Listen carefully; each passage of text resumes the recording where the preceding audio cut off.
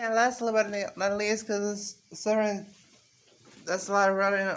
Is it too animal as the question? Because it's really because I saw the movie Jurassic Park when I was young, and then I later read a book, and now it just seems to be turned out like some current or Jurassic World. Like I don't see really like dinosaurs, but I think the current of people are cutting men that they are coming like on something like well, it's lizardian and like reptilians are trying to take control of the earth. Like, I read a fantastic book about occultism. Like some girl that she was convinced that the Satan was mustering the forces to take control of the earth. It's really funny reading because I'm just hormone theory reading. I can imagine a situation like it's got to be something. And I also yeah, read Morrison's autobiography that was interesting reptiles and about also this amphibian or reptile brain or this lizardian lusting part of it, because it's really hard to differ that which one is which one is the done decision and which one is the enjoyment. Isn't pretty much that if you just live by desire, that's the reptilian uh, or lizardian way, and then there's the other like making plans and making thoughts like how to make it true, because in a sense behaviorism doesn't really work, but if you like put it simple, it's like obvious that if you just live by just desire, that you just want something that is not desire destined that you get it, because it easily happens when you don't think through what you're doing, and then you get this kind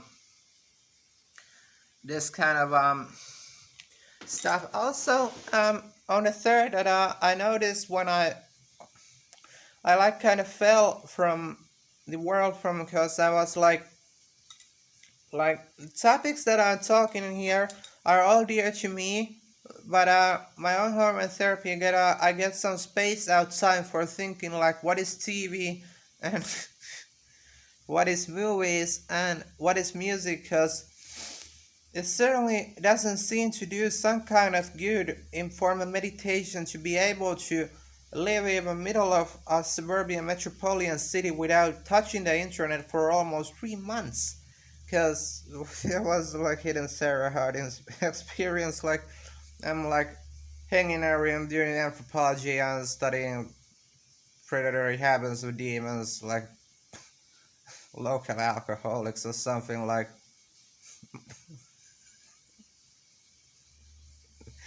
Because it does really have a point. Like, I have nothing against the internet. I love movies, I love games, I love TV, I love them all as much as anyone. But I also, there's a pun in this, and it's also that my phone is so bad that it's hard to concentrate on TV, and also about these TV people and games folks, because it's really odd. Because like if you I played a lot of Pokemon and other games when I was a kid, and then you get odd this odd shit that nowadays we have this coronavirus, and then there's a war, and people with guns, people with bombs, atomic energy, and then you're like that. How cruel is this that you just use one shield like person goes snipering, and the person just drops dead? Because in real world the violence really hurts and it's painful to the victim, and also in games it's a common joke to be like, well, we just had a one way and it is kind of stupid movie lines and making it acceptable. It's part of nature, of course, to be violent, um, but it's also the other way on seeing it is that it's hard to see it's so fun as in more, because I know like I can even afford to buy a laptop or a TV or something, because they're really expensive. I put them back or something. I didn't enjoy it because I want them. But this business guy just had a different opinion, and like even laptop is 200 or 300, 400 pounds or whatever. And I do love literature, and I do love learning new skills like metallurgy, making rings, diamonds, amulets. I love to be able to like craft jewelries, whatever. It's nice. In games, it's nice the social company that you can talk to folks like in World of Eorzea, Final Fantasy, Morrowind, Baldur's Gate, uh, whatever it is, games are RPG. But then on the other hand, the element of social weirdness is also there because you can always like the company, and you do, but it's just even a game is not free because it's like, you know, 200 for a laptop. How many, plans, for example, like growing home, groceries you can get with high heels, whatever, really much. And books, I've been hunting down the city. I've been found some cool stuff, but also yesteryear I went to the libraries a lot because I was, almost like homeless, and I was like wondering that what I'm gonna do, like oh my fucking um stuff like I read books about jewel making, knitting, or this layer working, all kinds of fancies. You like want to get job or educated, go to the library or something, but I'm like unfunded. I can't even borrow at the moment, and then there's the internet. But um, I don't know. I could try to do something serious, but yep. Uh, I need some plants like cacti, cause they have my friends have. Many of my friends have this long distant dream of mescaline that they have desired them all their youth, and I still know if they get it, because it's like it's rather obvious that it's gonna send you somewhere, and it'd probably be nice if you get it.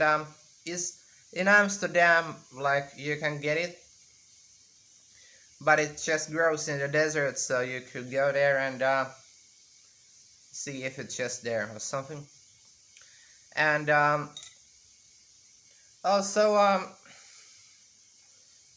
it's not that easy to I've noticed that when you grow up to be like an adult, it's not easy because I used to be I don't know if other folks are right this. I've read that you could be that pretty much everyone desires to be loved and cared about, and thought that is someone cares about me, someone loves me, someone wants to look after me.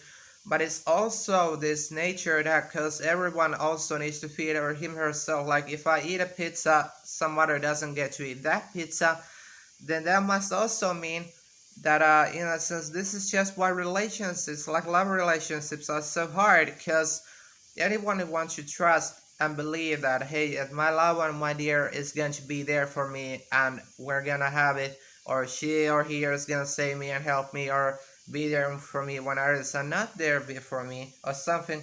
But it's also kind of, in a sense, it's just a fantasy and dream to be able to believe that someone's gonna be able to do that, because because it's rather funny, because even if a one lover relationship actually might does work out, but in case that two people match, and then when they start making out, other people usually start to break them up, and then you get this weird adult scene that you need to be able to believe in yourself, and then you get into this summer scene or something. I think it's almost, like spring, and it's almost like the Moomin Valley, because they're the Moomin, they're like out there moving, and it's the newest hit, and and also I don't know. I've been Cause this Sarah Harding was character in Jurassic Park. I read this anthropology stuff and shit, and that how do most folks when I notice that I get around sound.